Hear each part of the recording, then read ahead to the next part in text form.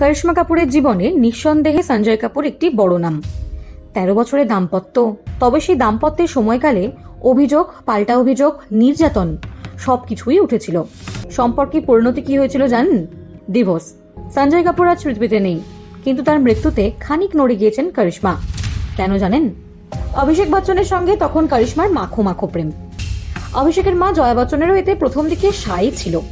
শোনা যায় করিশ্মা এবং অভিষেকের নাকি এনগেজমেন্টও হয়ে গেছিল, কিন্তু এনগেজমেন্ট হয়ে গেলেও তা বিয়ে পর্যন্ত গড়ায়নি। নেপথ্যে নাকি বচ্চন বাড়ির বড় গিন্নি। তারপরেই প্রতিষ্ঠিত ব্যবসায়ী সঞ্জয় কাপুরের সঙ্গে বিয়ের পিড়িতে বসেন করিশ্মা। দিব্যি চলছিল কিছু বছর, তারপরেই সমস্যা বাঁধে সেই বিয়েতে।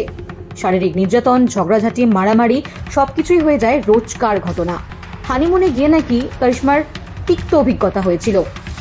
সে সময় সঞ্জয় নাকি তার বন্ধুদের সামনে করিশ্মার নিলাম লাগান, যে বেশি দাম দেবে সেই রাতের জন্য করিশ্মা তার। প্রথমে করিশ্মা সমস্ত কিছু মজা ভাবলেও পরে বুঝতে পারেন বিষয়টি সত্যি, কোনো মজা নয়। কানাঘুষো শোনা যায় করিশ্মার সঞ্জয়কে বিয়ে করার প্রধান কারণই নাকি সঞ্জয়ের সম্পত্তি। সেই সময় করিশ্মা কাপুর টপ মোস্ট অভিনেত্রী হলেও সম্পত্তির দিক থেকে সঞ্জয় এগিয়েই ছিলেন। বড়লোক সঞ্জয়কে দেখেই নাকি বিয়েতে রাজি হয়েছিলেন করিশ্মা।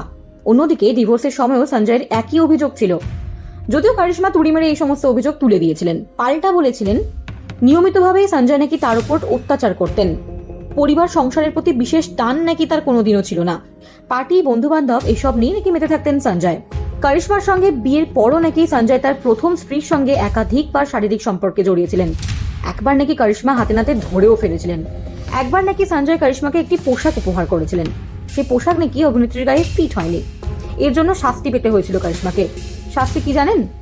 শাশুড়ি মার হাতের চড়। এই সমস্ত কিছুর পরেও করিশ্মা থেকে গিয়েছিলেন সঞ্জয়ের কাছে।